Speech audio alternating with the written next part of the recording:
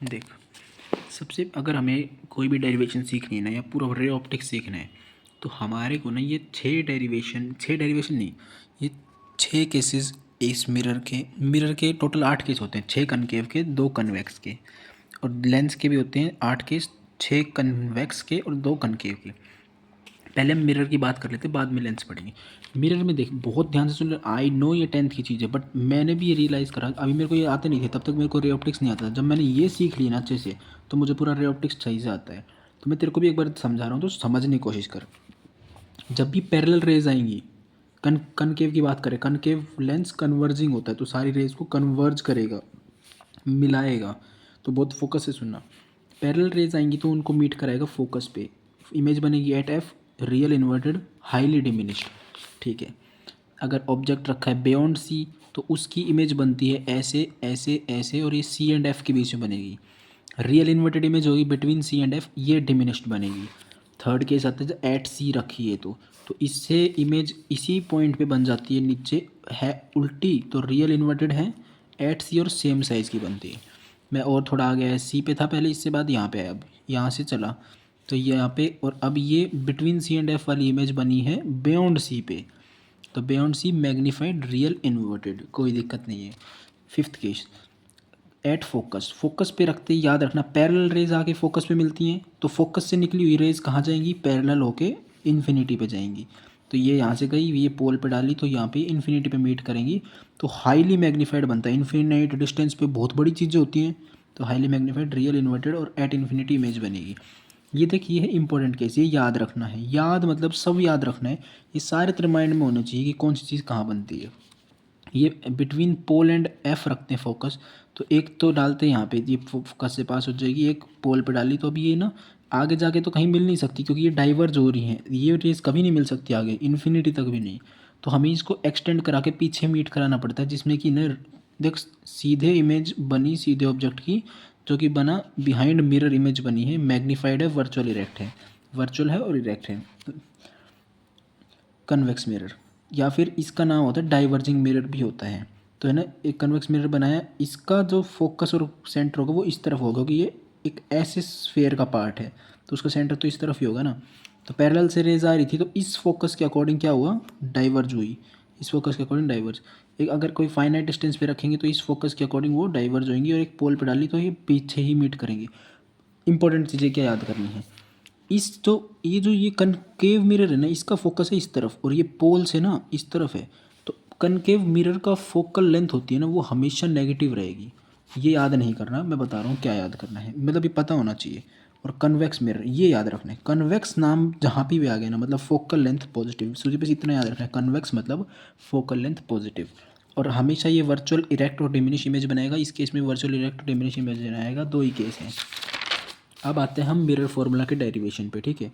अब ये mirror formula के डेरिवेशन कर लेते हैं, तो उसमें हमें क्या करना है, सबसे पहले एक मिरर बना लेना, जिसमें कि हमने बनाया है सेंटर, और यहाँ पीछे रख लेना ऑब्जेक्ट।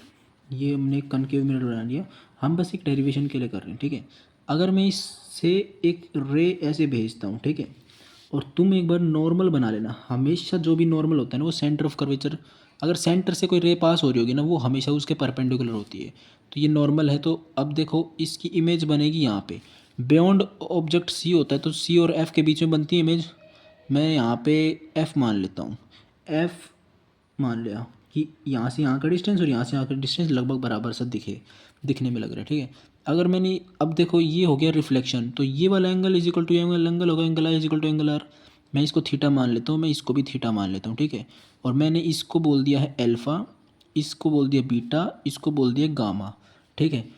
और इसको बोल दिया नॉर्मल, ये तो नॉर्मल है, तो मैं इस पॉइंट को एन बोल दिया, ठीक है। अब मेरी बात ये है, ये फोकस हो गया, और ये जो पॉइंट पे इमेज आके बनी है, इसको मैंने आई रख दिया। अब तेरे को एक बात बता देता हूँ, ट्राइंगल की एक प्रॉपर्टी होती है कि है ना, जैसे कि अ, ये है,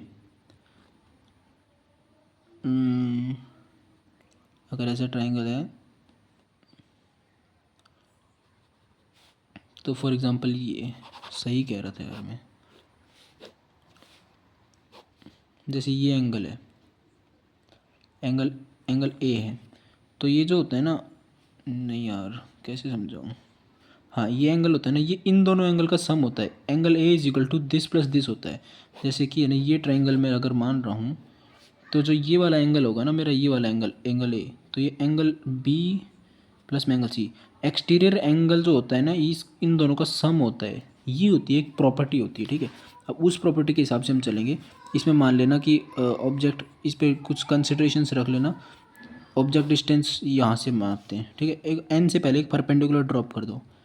परपेंडिकुलर हुआ पी डैश, और यहाँ पे पोल का पी रख लिया, ठीक है। ये वाली लेंथ को क्या लिख दिया मैंने, यू।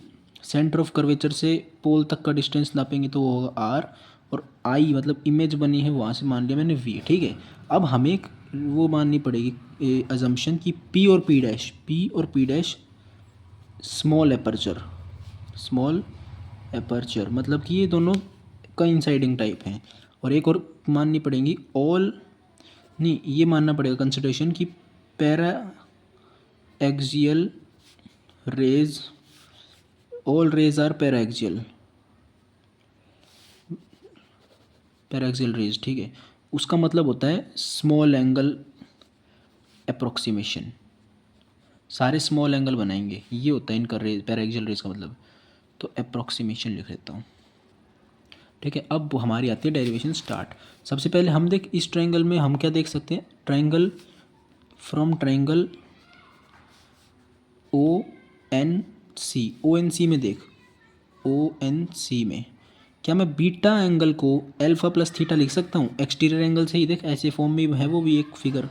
तो हम लिख देंगे कि beta is equal to alpha plus में थीटा, इसको मान लिया इक्वेशन 1। अब मैं इस ट्रायंगल में से सी एन आई में से क्या ये लिख सकता हूँ, gamma is equal to beta plus theta. Triangle C n i में हम लिख सकते हैं कि gamma is equal to beta plus theta. Derivation है ना, तो याद भी करनी पड़ेगी। प्रोसेस याद रखना, हमें थीटा एलिमिनेट करना है इन दो इक्वेशंस में से। तो अब मैं है ना थीटा, इधर से मैं अगर थीटा निकालता हूँ तो क्या आएगा, theta is equal to beta minus gamma, sorry beta minus alpha. और यहाँ से थीटा निकालता हूँ तो theta is equal to gamma minus beta. अब या फिर ऐसे कर लेना, इन दोनों के छोड़ के इन दोनों पे नंबर 1 और 2 डाल देना। फॉर एग्जांपल उन पे नहीं दिया तो इस पे मैंने अगर नंबर 1 दिया, इस पे नंबर 2 दिया, तो ये दोनों तो इक्वल हो जाएंगी। लेफ्ट साइड इक्वल है तो राइट अपने आप इक्वल हो जाएंगी। तो लिख देना by 1 and 2 beta minus alpha is equal to gamma minus beta, ठीक है। बीटा को इधर लेके आए तो 2 beta is equal to alpha plus gamma हो गया। डेरिवेशन से डरना नहीं, बहुत ईजी डेरिवेशन है, बहुत ईजी। इतना लिख लिया। अब सुन मेरी बात कि ये जो हमने एन के ऊपर परपेंडिकुलर डाला है ना, एन पी डैश, ये परपेंडिकुलर यूँ मानना बस कि ये पी और पी डैश पॉइंट्स लगभग सेम है, तो ये इनको मान सकते सेम, ताकि हम मेजरमेंट करेंगे ना पी डैश से तो वो पी से ही मानी जाएगी। अब हमें बस इतना करना है, अल्फा बीटा और गामा की वैल्यू निकालनी है। जैसे ये ट्रायंगल देख, सबसे पहले ओ एन और पी, क्योंकि परपेंडिकुलर होना चाहिए, वही उस ट्रायंगल में हम ट्रिग्नोमेट्री लगा सकते हैं। तो ये वाला लेना हमेशा, ओ एन पी डैश वाला। देख triangle, in triangle O N P dash, tan alpha लगा। टेन अल्फा क्या होगा, N P dash perpendicular upon में बेस, ये पूरा डिस्टेंस, ये कितना है, माइनस का यू आएगा। तो एन पी डैश, पहले लिख tan alpha is equal to N P dash upon में ये क्या है, P dash O, P dash को मैं पी लिख रहा हूँ तो पी ओ, और N P dash as it is रहेगा। पी ओ की डिस्टेंस क्या है, माइनस का यू है, इस तरफ है तो माइनस लिख लिया। और मैं बता देता हूँ एक स्मॉल तुम्हारे लिए एक चीज़ कि ना, स्मॉल एंगल्स के केस में sine theta approximately equal to theta लिख सकते हैं। टेन थीटा है तो उसको अप्रोक्सीमेटली इक्वल टू थीटा लिख सकते हैं। और कोस थीटा होता है ना, तो उसको अप्रोक्सीमेटली इक्वल टू 1 लिख लेते हैं। ये चीज़ होती है। तो टेन अल्फा स्मॉल एंगल पहले बता चुके हैं, अप्रोक्सीमेशन ये हमारी वो है कंसिडरेशन। तो इसकी वैल्यू हो जाएगी अल्फा की एन पी डैश माइनस का एन पी डैश अपॉन में यू, ये ऊपर माइनस ले लिया, कुछ दिक्कत नहीं है इस चीज़ में, ठीक है। ये कर लिया। ऐसे ही हम अब ट्रायंगल लेंगे, जैसे अब बीटा निकालना है तो बीटा के लिए ट्रायंगल ले लेंगे सी एन पी डैश, ठीक है।